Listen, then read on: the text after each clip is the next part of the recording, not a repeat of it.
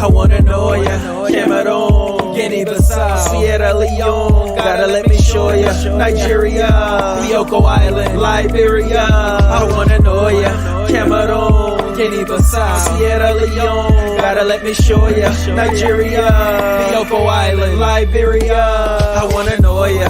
Let it all hang out. DNA brings the car people out. The artistic, so gifted. African ancestry gets it. Yes, they black owned for the people. In the roots they will find your sequel. Genetic test in the process, peaceful. Reunite, multiply with your equals. Black scientists, research it. Invest in that time, you're worth it. Experience feels so perfect. Get on the right path to your purpose. No other in the industry like this. Find your link to a tribe, precise kit. The Mende people, Mendenga, Volanta, the house. I wanna know ya. Cameroon, Guinea-Bissau, Sierra Leone, gotta let me show ya. Nigeria, Bioko Island, Liberia, I wanna know ya. Cameroon, Guinea-Bissau, Sierra Leone, gotta let me show ya. Nigeria, Bioko Island, Liberia, I wanna know ya. AfricanAncestry.com, the pioneers in genetic tracing for black people. Since 2003, doing what no other in the industry can do. By tracing your DNA to the present day African country, ethnic group, or tribe. What better time than now to find out where you came from? Order your kit today.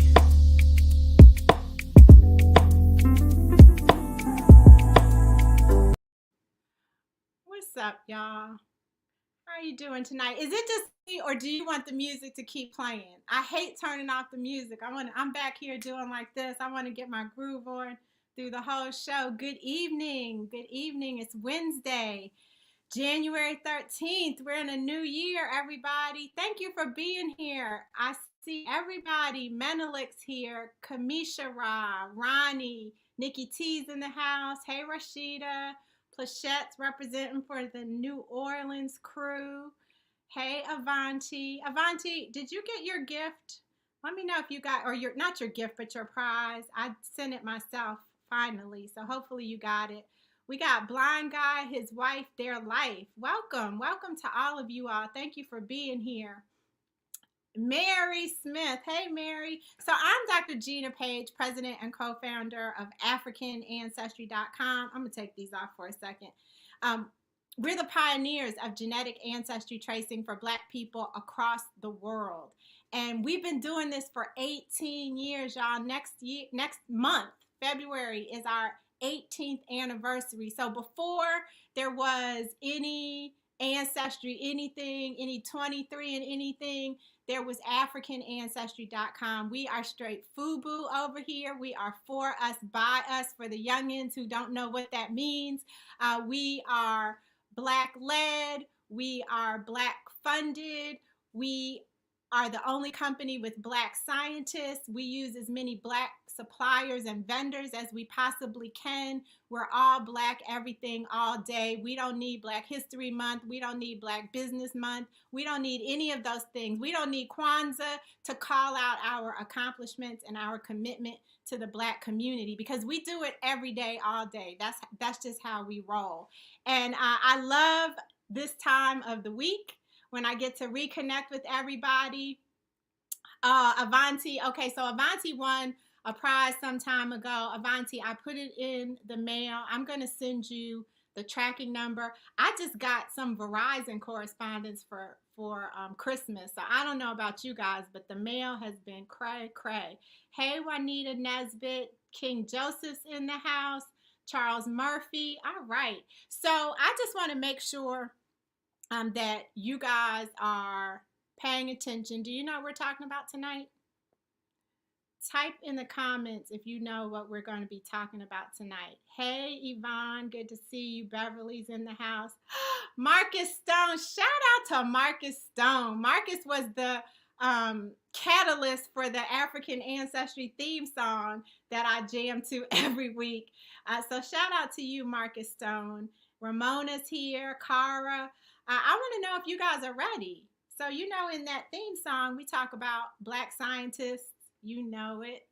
we got 3 Black scientists on our team, and I was able to pull one of them away to talk to us tonight. Yes, I see you. Okay, Patricia, COVID-19. Yes, Juanita. Yes, Cara. So I got 3 of y'all paying attention now. I know you all are paying attention. You are family. I'm trying to think if there's any housekeeping I need to cover. I'm so excited. You know, it's not often we get someone from the science team on with us, so I want to hurry up and get there. I don't really think I have any. Oh, I do have some good news though. For those of you who are awaiting your results, our science team has kicked it into full gear, into overdrive, and our internal team that manages the results process, and we are now getting people their results sooner than 8 weeks. We're beating our 8-week, which is the low end of our time range. So if you are waiting for a set of results, you're going to probably be getting those results earlier than you expected. And hopefully you all have been using our new status app and you have been tracking the status of your swabs throughout the process online. We put a lot of time and energy, and we're still evolving and testing and improving it so that you have more access to understand where your swabs are in the process. And did I mention we're the only company that destroys your DNA? I don't want to forget that part. So yeah, okay, Yvonne, see now I was trying to be cool, but I need these joints. Okay, Yvonne said, okay, you're still waiting on your certificate in the mail. Yeah, I don't know what the deal is with this postal service. Hopefully they'll get it together. But Yvonne, I'll check with our team. Let me make a note of that. I'll check with our team just to make sure that they're on it. All right. So Waz in the house. Yes, Yvonne. Oh, I just responded. Bill Cook. Yes. Oh, that's another piece of housekeeping. Yes, masks are still being sold. So we've got masks. We have pretty much every country. I don't think we're out of any country yet. So we're about to send out an email tomorrow to let African Ancestry family members know that the masks are available. So you might want to, I just gave you the heads up, you might want to go on over there tonight before that goes out tomorrow to make sure that you have your mask before they run out. Okay. Aldi says, I received my first vaccine. Okay, well, that's the perfect segue into our guest tonight. So you all, as you saw in the intro, our guest tonight is a member of the African Ancestry Science team. His name is Dr. Jabril Johnson, and I'm so excited to have him on with us. He's kind of a homie. He's from Baltimore, which is right down the way, and their mayor is no joke. Jabril, we got to talk about your mayor. He's bringing it. But Jabril has a Bachelor's of Science from University of Maryland, Eastern Shore. Shout out to HBCUs in biology. And he graduated summa cum laude from there. He then went on to get his PhD in human molecular genetics from Howard University. So he's HBCU through and through. And he actually participated in a dual program called PFF, Preparing Future Faculty. And so he's certified in higher education as well. He did a postdoc fellowship, I hope I said that correctly, at NIH. And now he's at City of Hope as a postdoc fellow. We don't play around. You guys, when we say Black scientists, we got the cream up. You're already the cream of the crop if you're a Black scientist. But then if you're on our team, you're just all the way at the top. So I want you to help me welcome Dr. Jabril Johnson. How are you doing, Jabril? Welcome. It's a pleasure to be here with you all. Oh, I'm so glad to have you here. We are talking about COVID-19 and vaccines. And what prompted this conversation, Jabril, was, can I call you Jabril or should I call you Dr. Johnson? I want to be respectful. Does anybody call you Dr. J, or is that just real corny? No, that's a nickname as well. Okay. We had someone write in and ask a couple of questions about COVID. And when I talked to Dr. Kittles, he's like, oh, no, we need to have Jabril answer these questions. He is the expert on the team when it comes to COVID-19 and vaccines. So thank you so much for sharing your time with us. It's a pleasure. Okay, so I'm going to dive right in. We got a whole bunch of questions, and I don't want to keep you all night long, but let's just start with the basics. How do vaccines work?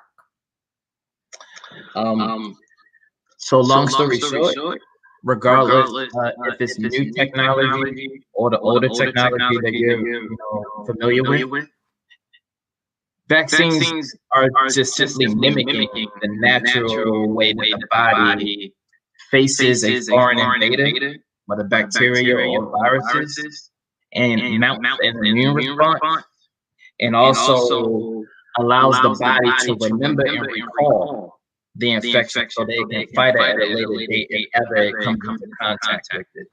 Okay, hold on one second, Dr. Johnson. We're getting a lot of comments that there's an echo on your feed, which I know we tried to fix earlier. Do you think that maybe you could try going out and coming back in one more time? So someone said I could turn down my mic. Oh, turn down your mic. Oh, that was probably... Okay, and he wants me to mute. Me muting my mic has never been a problem, but let's see. Say something. Can you hear me? Let us know if it helps with my mic muted. Can you all hear me? Okay, there's a delay in the response. But they can hear me. It looks like there's still an echo. Oh, it said it's better. Okay, the echo. Okay. All right. So essentially, as I said before, the vaccines, regardless of old or new technology, is there to mimic the response of the body naturally, to respond to foreign invaders, whether virus or bacteria. The technology today is trying to cut the corner or circumvent having to give you attenuated parts of the virus, live and or dead parts of the virus, and just give the message to the body or to the cell so that the cell can translate part of the virus or part of the protein, whatever part of the protein it is, whether it's the spike, whether it's an envelope, whatever the case may be, so that the body can then again respond to it as a true infection, recall it, and fight it down the line, so that you don't present with severe infection later on to whatever it is that we're talking about, whatever virus. Okay, so the virus mimics our body's response to fight these foreign invaders. No, the vaccine. The vaccine creates this, mimics the body's response. Yes. Okay. Yes. And so, why do we need to have 2 doses of the COVID-19 vaccine? What's the reason for that? So this is interesting. So Pfizer came out recently, and pretty much, of course, due to the new technology, we're talking about the mRNA vaccine. And we found out that there were individuals after the first dose that seemed to be reinfected. There was an expert in immunology that came out publicly, one of the medical personnel on Fox News, and pretty much said that this is common. And one of the things that happened is that the first dose is actually protecting you about 35%. So it's about 35 approximately, that type of protection rate for you coming down from severe illness when it comes to the foreign invader. The second dose is to increase the potency of it. So from 35, we go to about 95% protection rate after the second dose. So the individual, whether Pfizer or Moderna, the second doses are necessary to increase the potency and the effectiveness of the vaccine for the protection rate. Now, does that have anything to do with how new the technology is? Because when when we got vaccinated for, I don't know, smallpox or whatever it was when I was a kid, measles, I don't know. I was a kid, obviously. Um, you didn't have to get 2 doses, right? Right. So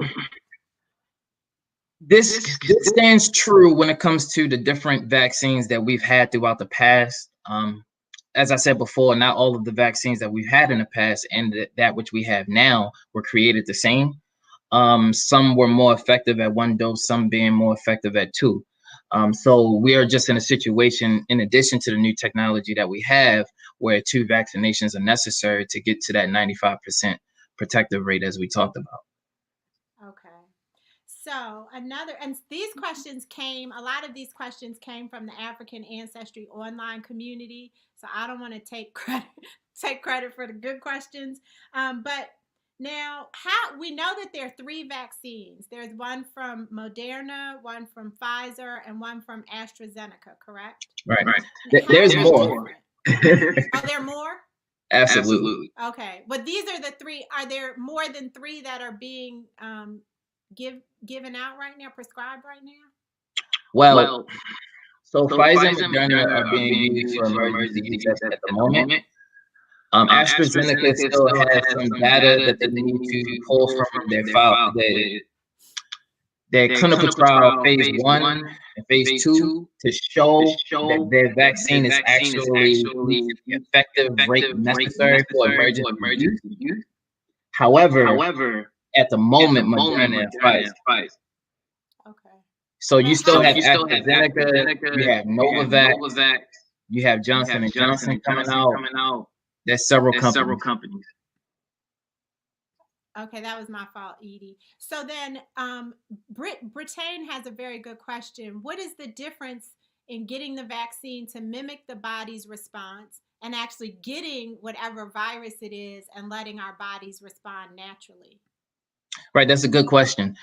So the reason that vaccination became an important topic and an important technology to be created in the first place is that getting the full dose of the virus or of a foreign invader, there's no guarantee that a person, whether it being at high risk and or low risk, will present with mild symptoms to severe symptoms or even lethality at that point. So the whole point of vaccinations were to give individuals a small dose, a small titer dose of the virus, of the bacteria, whatever the case may be, to ward off the possibility of a huge immune response where a person can become severely ill due to the virus or the infection. So giving a person a small dose, allowing the body to mount an immune response to it, allow it to recall and remember the infection to later fight it at a later date, is all based upon everybody just receiving small doses of it so that everyone has a fighting chance against the severe and lethality of whatever it is that we're talking about, versus everybody being vulnerable and susceptible to the full virus itself or the full bacteria itself. There is no, and of course it depends on the virus and the bacteria that we're talking about, but there's no telling what the effect it may have on the body. So the intent is get everyone's immune system to properly respond at a 95 or above effective rate, and then to pretty much allow the body, when it's faced with that virus again or bacteria again, to fight against it with little to no, mild symptoms at best. But that's the whole purpose of a vaccine, to prevent lethality, to prevent severe illness, and to prevent something devastating happening to the body that ultimately maybe the full virus or the full bacteria would actually do to the body. So that was the whole purpose. That's why, giving the body small doses of the virus or bacteria is really all for the help of the individual, because we don't know what the full virus may do to an individual. You take COVID-19 for instance. If you have an underlying risk complication, we don't know what COVID-19 will do For sure. We have, based on numbers and instances, we have individuals that showed us whether you have asthma, hypertension, obesity, these underlying complications, that COVID-19 will exacerbate it, right? And you don't want to be part of this number that ends up with COVID-19 due to underlying complications that overall you'll come down with a lethal case or a severe illness case and be critically ill, right? So therefore, given small doses of the virus so that the body can recall it so you can fight it at a later date is what the vaccines are all about. Using COVID-19 as an example. Okay, so now this has come up a couple times. What are your thoughts concerning the safety of both the mRNA and so can you tell us what RNA is and DNA is, or how they're different? Right. So, and before we get into vaccination, as you said, it's important to talk about DNA and RNA. So essentially, the DNA is what you would consider the code, right? The initial code, the template. RNA would be the transcribing of that code into a useful message. And then that useful message then gets translated into a protein. And so everything in the cell deals with proteins, right? The cell is made up of many different proteins and different carbohydrates and things of this nature, but ultimately protein-protein interaction is how the cell communicates. So you start off with DNA as being the template to code for the mRNA, the messenger RNA, which is the transcribed message, and then it gets translated into a protein, which is the useful part of that message.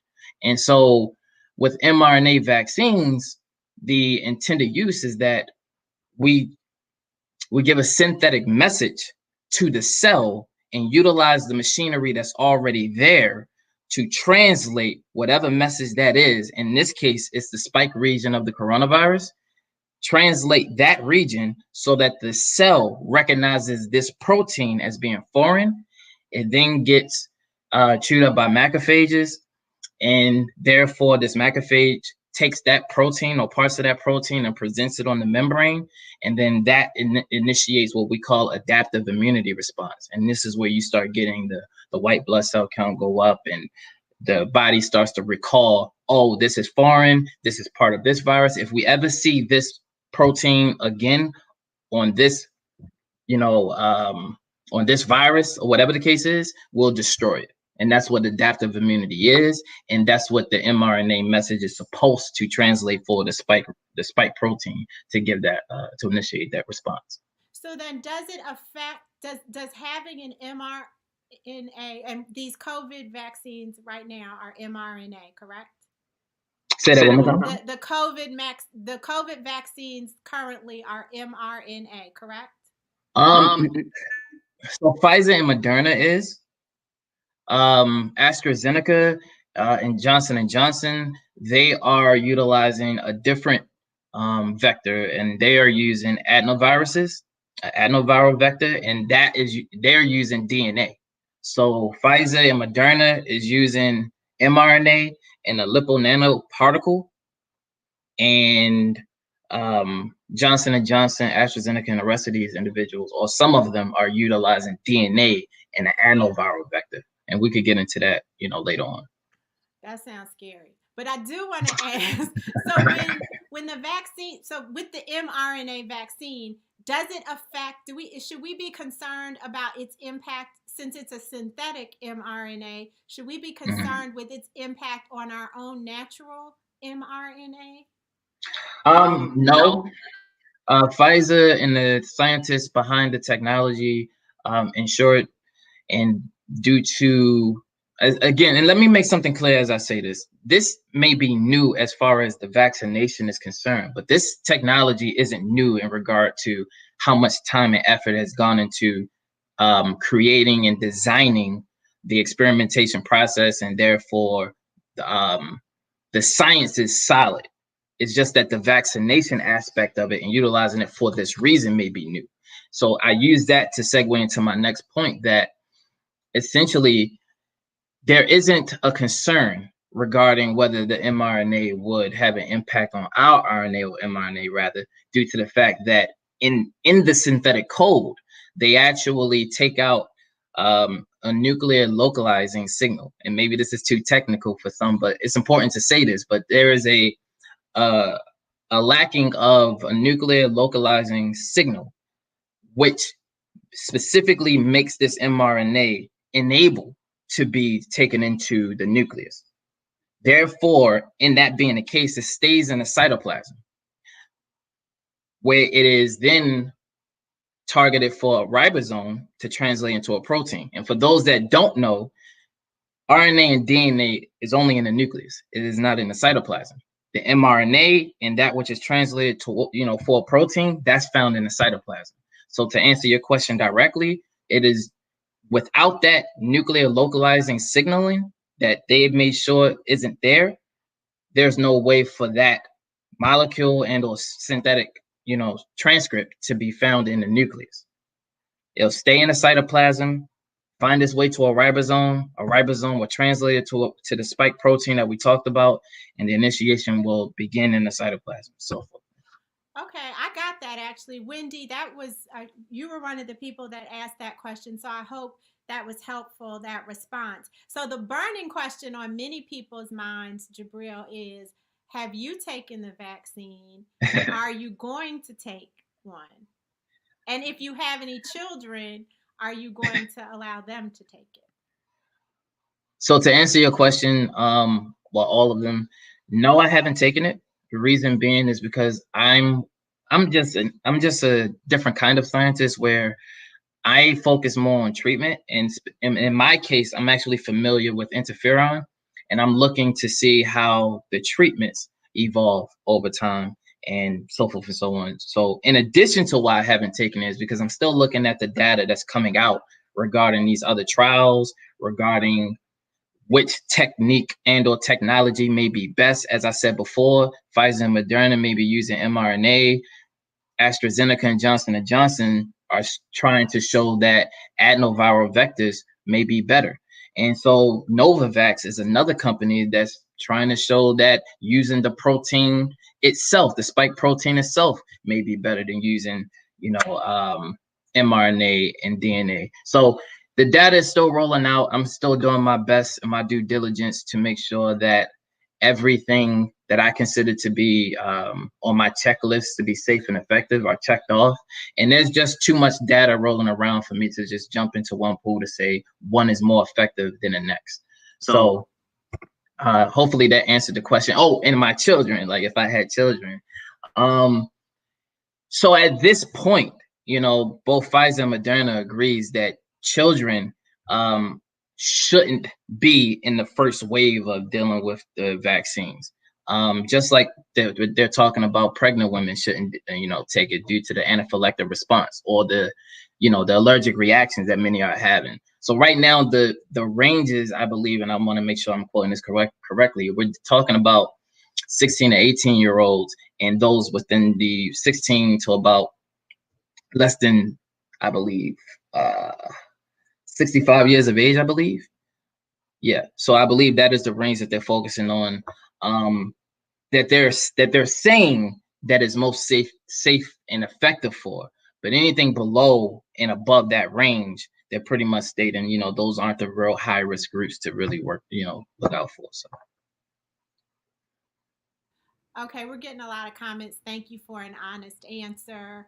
And I just want to let people know that once you take an African ancestry test and become part of the family, you have membership in the African Ancestry online community. And so we queried the online community to ask them in advance which questions they would like to have Dr. Johnson answer. And so we're going in that order. I know that it may be frustrating if you have a question and we haven't addressed it yet, but we do have an order to how we're doing this. So I want to thank you for your patience, and hopefully that will make you feel better and not frustrated.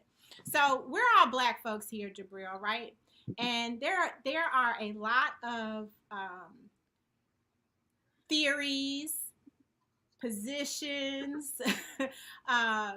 questions that relate specifically, and fears, quite honestly, that Right. are unique to Black people. I mean, even here, Marcus McClellan just typed in, "I don't trust it at all, period." And I don't believe any African should take those vaccines, period. He's not alone in that sentiment. We've heard that hasn't been tested long enough, which is kind of something you alluded to in wanting to really comb through all of the available research, that it hasn't been tested with us in mind, that it's going to make us sick, that there's a conspiracy against Black people. Do you have something, maybe a way of thinking about this for our community that might help us feel better when we're confronted with some of these fears and doubts? So and are you going to mute so that they can hear me? Oh, there. So there's multiple things that I can say and that I will say, but none of which to sway anyone to feel as if, it's safe, 100% safe and effective. Let me make that clear. So to address one burning point as far as the conspiracy, there are a lot of conspiracies out here. And one of the biggest things that I have come across, and one of the biggest frustrations that I've come across, is that a lot of conspiracies tend to persist due to the lack of those being edified in just simple science. Prime example, one to say that viruses aren't real. One would argue and say or believe that we're living in a time where we thought everyone believed viruses were real. But unfortunately, we aren't in that time period, and there are a lot of people that believe viruses aren't real.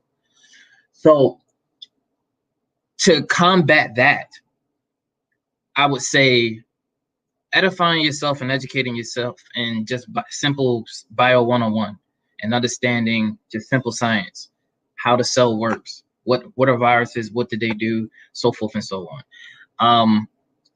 That would put a lot of those at ease regarding how they feel about just vaccines, about the medical field in general. Just simple edification and education will go a long way regarding that. As far as they haven't tested enough in the Black community, this is a double-edged sword. So Pfizer, their clinical data shows that their African-American cohort, or at least their subpopulation, was about approximately 9.1%. And for Moderna, it was approximately 10%. Now, granted, with these type of numbers, it may look low.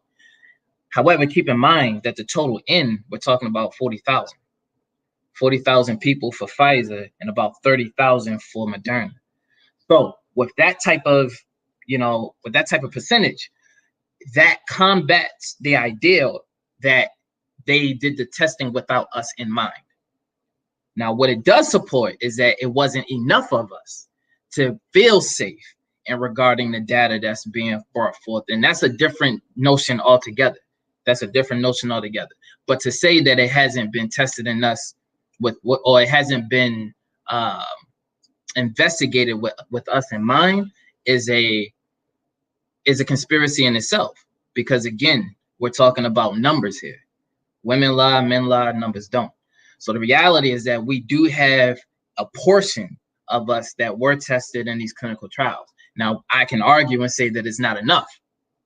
That's a different argument altogether. So I do support that, and that's partly what I alluded to earlier as far as, waiting till data comes out, because even Moderna was very open and transparent that there were a lot more African Americans that were enrolled after the initial analyzing of the data that they brought forth at the date of like October 9th, I believe.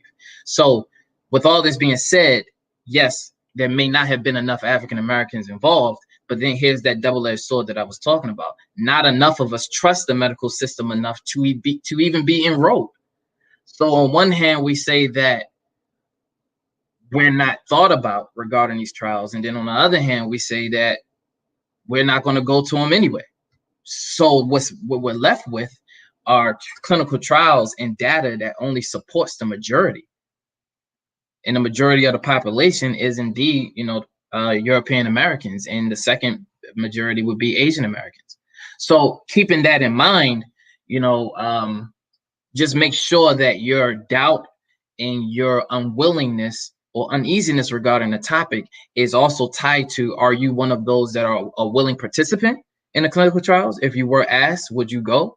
And or are you an individual that would have gone and just feel like there's just not enough data to support it being safe and effective, and and just Black America in general? So hopefully I answered everything.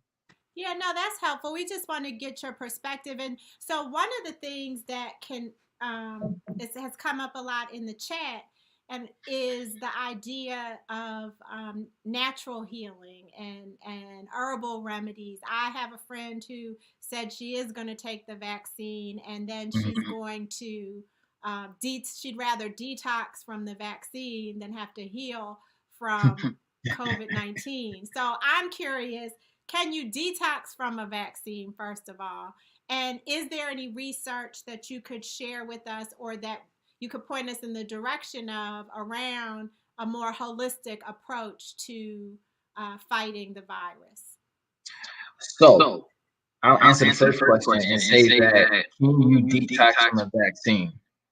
I've never heard of such. However, at the end of the day, that's not to, some people may use the word detox loosely than how we're, used to defining detox. But let me just make one thing clear. Let's talk about Pfizer, right? So the lipid nanoparticle that houses or surround the mRNA, right?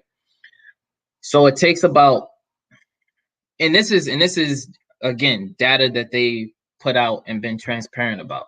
So the mRNA takes about 3 days to actually degrade.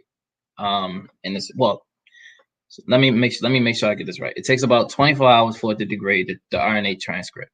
It takes about 2 days for the actual lipid nanoparticle to degrade in the system. And it takes about 3 days for the protein to be degraded, the spike protein that we're talking about. This is after the immune response and simultaneously as it's going, as it's eliciting the response. So after about 3 days total, based off of the data that they put out, you're going to have no remnants of either the protein, the lipid nanoparticle, or the mRNA. So with that being said, is that a form of detox? I would think so. I would think so. But is there anything you can do to quicken that response? No, and I don't think you would want to either, because one of the biggest things that you have to recall and remember is that these vaccines are only as good as the length of the immune system responding to it. So you don't want to do anything that's going to stop or shorten the immune response from being totally activated. So just keep that in mind if you are going to take it. And as far as hold on, let me ask you a question after that. So are you saying that basically, I just want to make sure I'm clear, after about 3 days within the specific Pfizer vaccine example, there's no more remnant of the vaccine, the elements of the vaccine in our bodies? The work that they were put into us to do, the work that it was charged to do in fighting the foreign invader has been accomplished. Right. Okay. And so how long do these vaccines last, are they saying? That's hard to say because each one of them are different. And this is what these clinical trials are showing. Some people is lasting, so let's make something clear. When you say how long is the vaccine lasting versus the immune response, I want to know how long the immune response lasts. So how long am I safe from COVID once I get these various vaccines? Yeah, the numbers are varying at this point. I don't think there is a consensus on that. And I'm gonna give you a reason for that. So even with the AstraZeneca trial, that's dealing with the adenoviral vectors, they're trying to break the threshold of significance of even an immune response. they can't even get to a certain percentage that they a certain percentage of effectiveness regarding the immune response to even be used for emergency use. So it's varying between individual to individual, but data actually just came out regarding just the coronavirus in general. We believed 6 months into the pandemic, we believed that it was only 2 to 3 months that you actually had immunity against the virus. And data is coming out, more so recent, that's showing that that could have been wrong, that you may have immunity up to 5 months, 6 months, 7 months, 8 months. So with that being said, again, there's still data that needs to be interpreted. There's data still being rolled out. And as far as the immunity, there's no consensus as far as how long you have immunity for it. I will say that at the very least, we know from a natural infection, 2 to 3 months is just at the bare minimum. But at most, there's no consensus of how long, you have immunity for. But I do have an answer for you regarding the natural remedies. Okay, let's go. So again, because I'm not for or against necessarily, vaccinations. Like I'm very objective regarding the issue. So I hear everyone's concerns, and believe me, I have some of them myself. So again, with the natural remedies, we are, and data has shown the effectiveness of vitamin D supplementation, vitamin C supplementation, even within certain hospitals at this very moment in time. For those that are presenting with mild symptoms, they are actually giving individuals a concoction of zinc, vitamin C, and vitamin D throughout certain hospitals throughout the nation. So that's one thing. I've given this presentation several times over, but as far as food, your diet, one of the biggest concerns regarding the COVID-19 infection is the inflammatory response that happens after, as they would call the cytokine storm. Well, if that's the case, then one should indulge in a diet that is anti-inflammatory. And one of the most famous diets that you would indulge in would be the Mediterranean diet, which is highly, effective for fighting against inflammation, which would be very good for not only just, fighting against inflammation, but also immune response as well, keeping the immune system strong, making sure that that anxiety, stress, all of these things that normally would suppress the immune system are also in check. So there are so many things that can be done, from zinc to magnesium to vitamin D to vitamin C, whether you're fighting the virus itself or you're fighting symptoms of the virus, that can be done, especially for those that present with mild symptoms. And to keep in mind, we are talking about the majority of the population that, if indeed are infected, will either be asymptomatic or show mild symptoms in general. So there are things that you can do to combat what it is that we're talking about. And this is, again, something that you should think about, being either in the high risk category or outside of the high risk category, But of course, being in the high risk category, you shouldn't rely on diet alone. You shouldn't rely on just supplementation alone. Dealing with the underlying complications, you are indeed at an increased risk for critical illness and or lethality. So that's where, you may not just want to rely on your black seed oil, your lemon and things of this nature, although they are all good for immune regulation and health and support. Just keeping that in perspective. Okay, that's fair. Troy asks, Troy, I'm not quite sure how to answer, how he could respond to this, but Troy says, what does he mean when he says we? Who are you talking about when you say we? I think it depends on the question, right? Sometimes you're talking about we as Black folks. Sometimes you're talking about we as scientists. Sometimes you're just talking about we as general. So it depends on the context of what he's talking about. So do you trust the data that says that COVID-19 related death, the data that presents COVID-19 death tolls? I had this question several times before too. And here's an answer. And I want you all to logically think through this with me, right? I understand the concerns and some of the conspiracies that believe that the numbers are inflated. I get that. But I just want you all to think through this with me, right? And let's talk about these underlying complications, these underlying issues that individuals have. All right. So they're saying that a COVID-19 death and or if it's related should be noted as COVID-19 did it.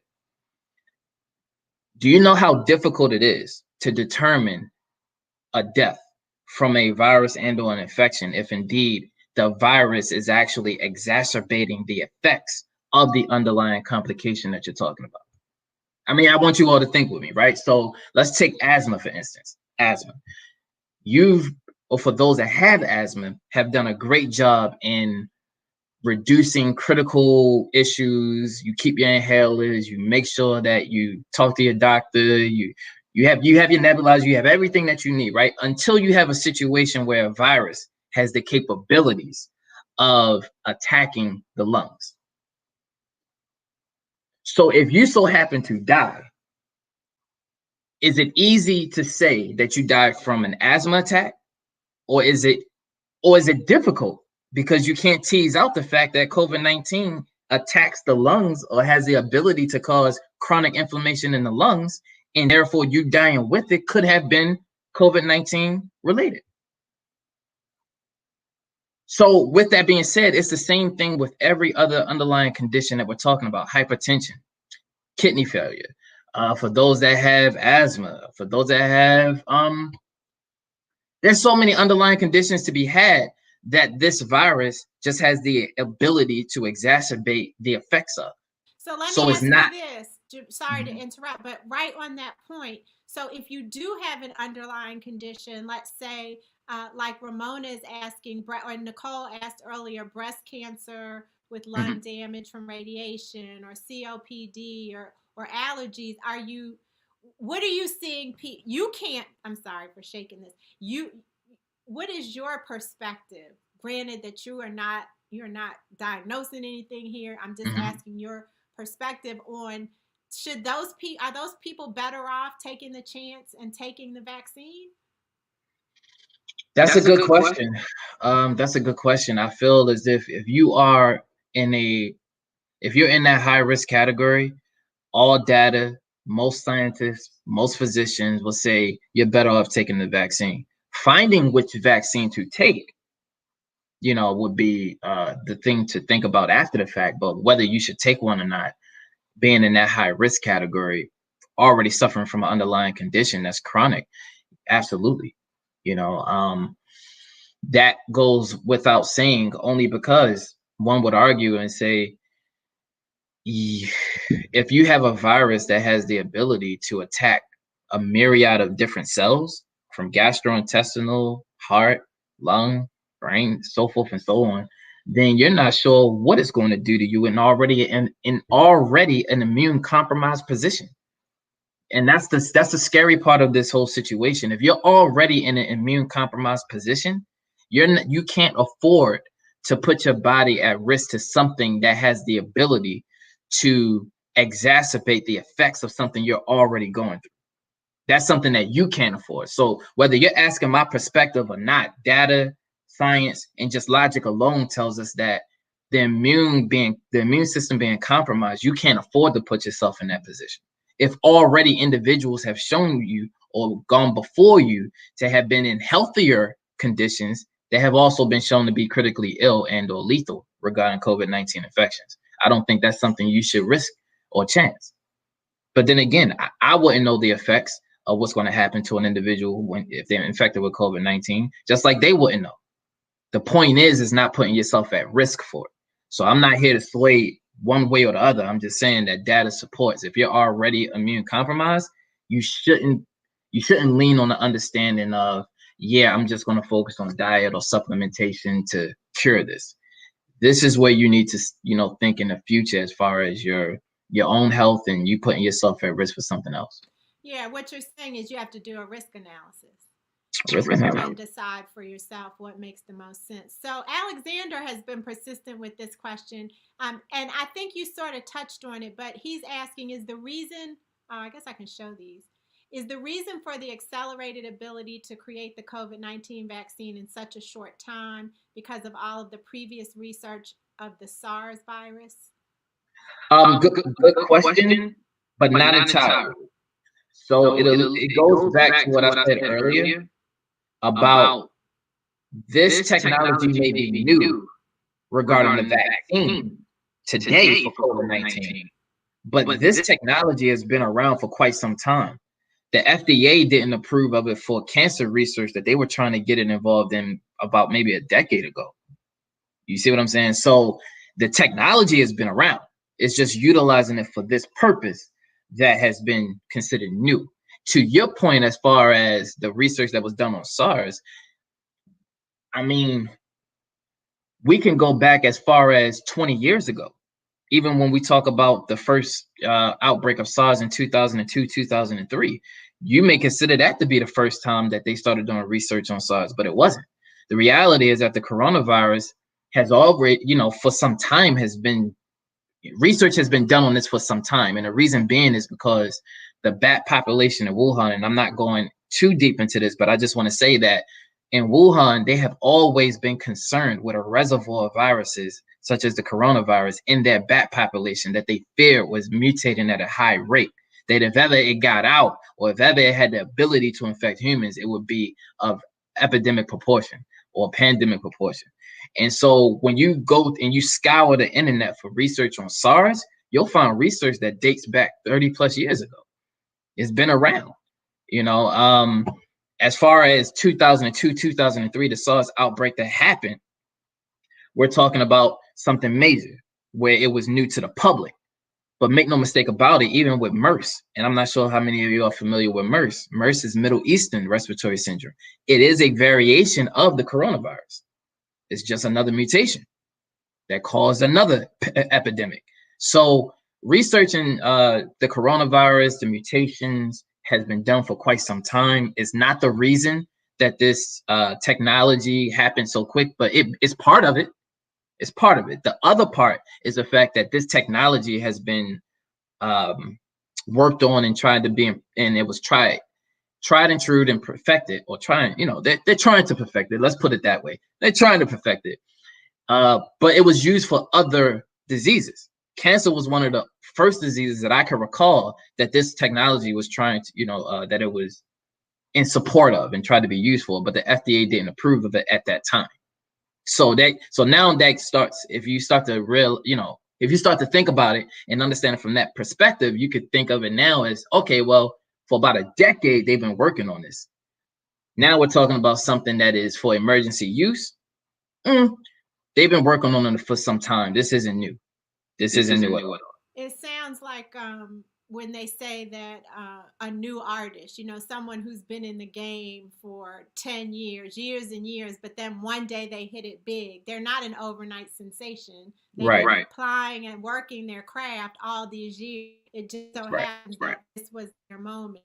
So let's get more practical for a second. Nicole Salter asks, how can we tell which vaccine is being distributed in our counties, right? So how can we ask, is it Moderna or is it Pfizer, or is there something we can look for to answer that question, so we're not relying on, so we get the information for ourselves? I'm not aware, because every hospital or every center that's distributing these vaccines are different. They have different protocols. I do know one sure shot way to go about it is to ask the nurse, but maybe you feel like that's too late. I'm not sure, but every hospital is different. The protocols by which they're disseminating the vaccine, and it's all different. So I'm not sure if there's some information out there specifically for a hospital in a specific region that you can get your hands on to find out if they're distributing it, maybe, possibly. But as far as differentiating between the two, your best bet would be to ask the nurse that's administering it to you. So.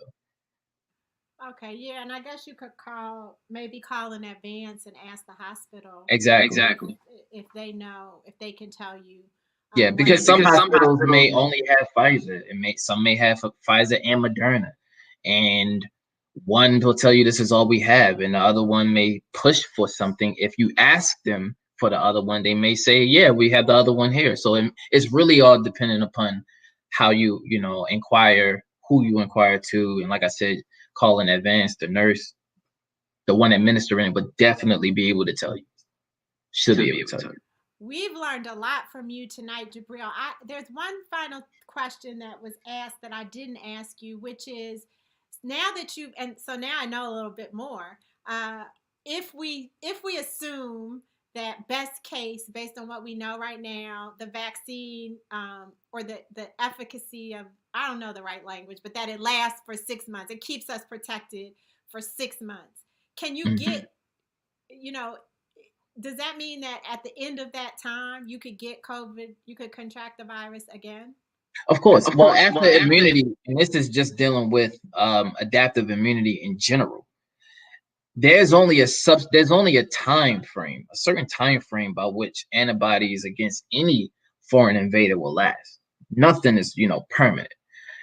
Therefore, this is the reason you get flu vaccinations every year, part of the reasons, and so forth and so on. So the reality is that it's only but so long certain antibodies last in general. And like I said, as of right now, data is still rolling out as far as the true number by which antibodies will become or that you'll cease to have antibodies against COVID-19. And like I said, 6 months in, we believed it was only 2 to 3 months. Now we're talking about, it's possible 5, 6, 7, 8, 9. And who knows? I mean, who knows what tomorrow's data may bring, but the reality is that there will be a time where the antibodies will fade and you would have to then trigger that response again. The body has to then recall it again and then mount an immune response, so forth and so on. But then, like before, every virus is different. The response and how the body recalls is different. So don't expect, for, let's say, the memory against COVID-19 to be the same against influenza, because it isn't, so yeah. So then how does the whole herd immunity thing work then? Is it just that if everybody doesn't have it, if a critical mass of people don't have it for the same period of time, that's what kicks herd immunity into motion?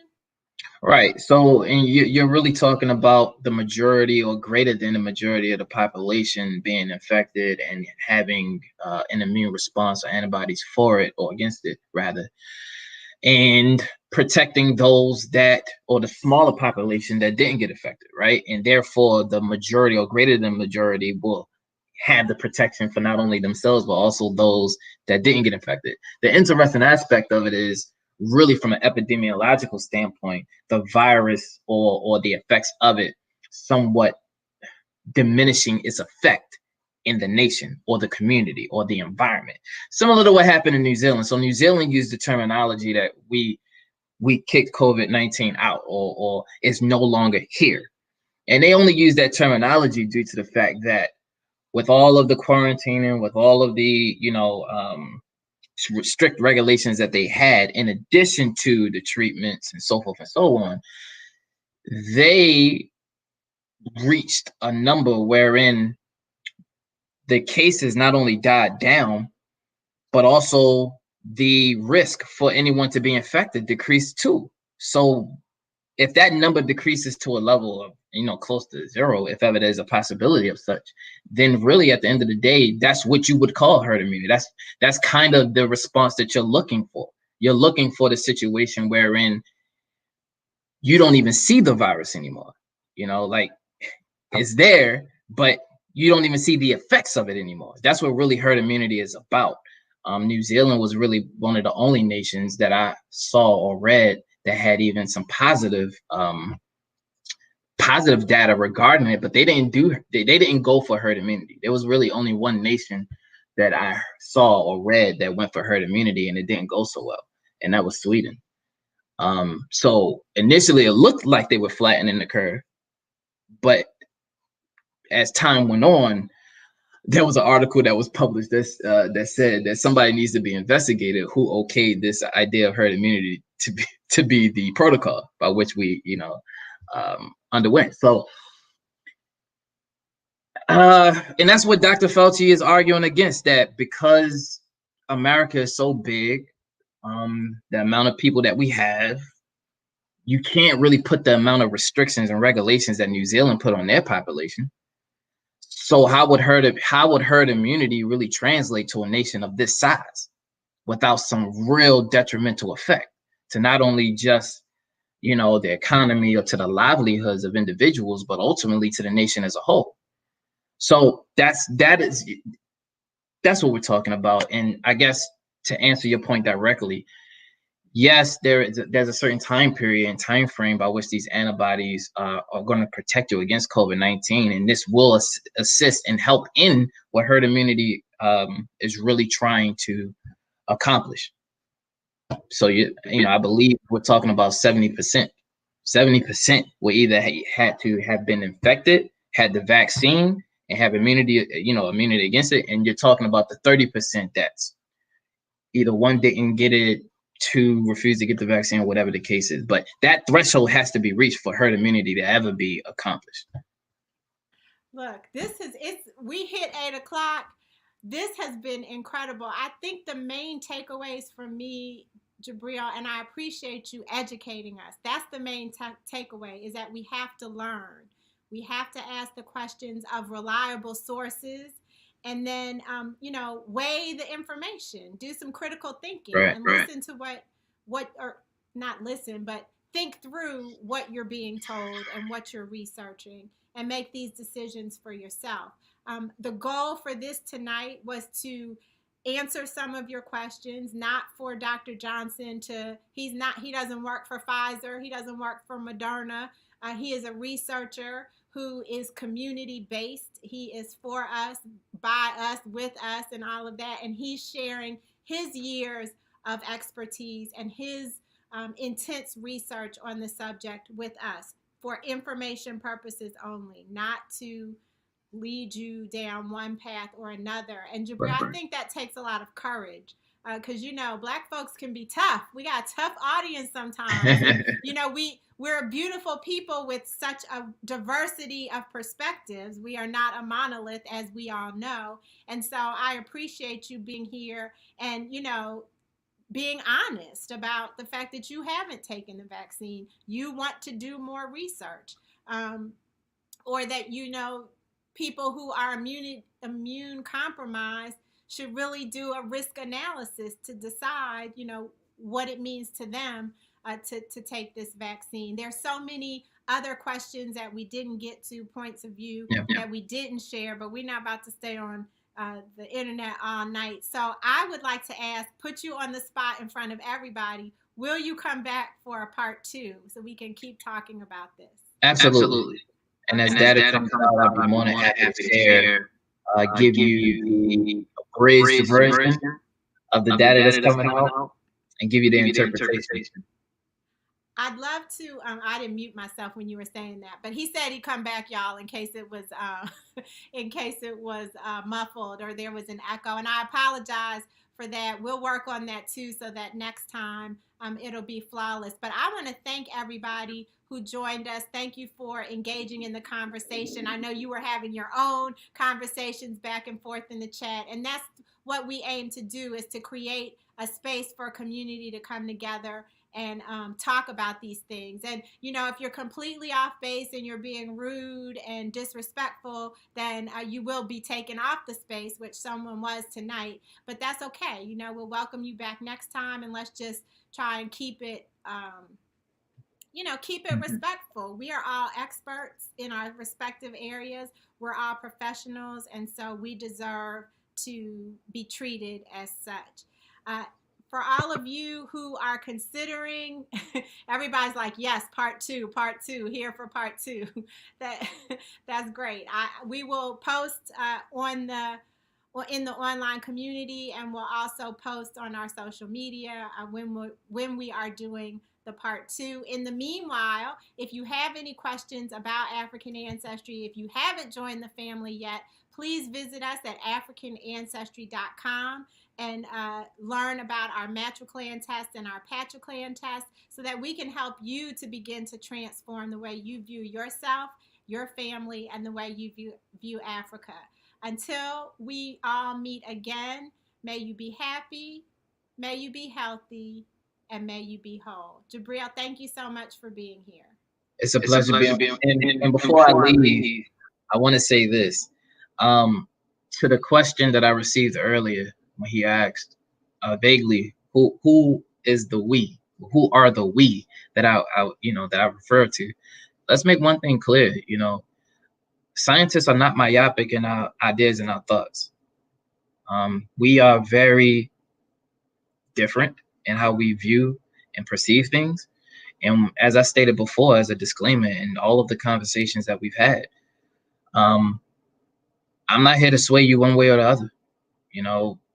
One of the biggest issues in our community that we face as a whole, regardless of dealing with COVID-19, we have a barrier when it comes to being edified when it comes to certain things. We are quick to listen to anybody that feels that they have if I put it this way, we're quick to listen to individuals that suit our agenda. And that's not even just for Black folks, that's just in general people. But in situations like this is a dire situation where you cannot have an agenda per se other than self-preservation. And if self-preservation is not your agenda, then I think you're assessing the situation incorrectly. So do your due diligence to be edified as much as possible from basic science so that you could combat some of these conspiracies that are coming out, so that you feel at ease even with the decision that you have to make for yourself. We all have grandparents or children or parents that have underlying conditions and or children that may have underlying conditions. We all have family members that are put in these high risk categories. So it's not just us that we should be thinking about, it's also them that we should be thinking about, and ultimately let that guide your decision to whatever it is that you choose to do. We're just here to disseminate the information and interpret it as such. And I hope with that, you go home and do your due diligence and read more on whatever it is that we were talking about. Well said. Everyone, have a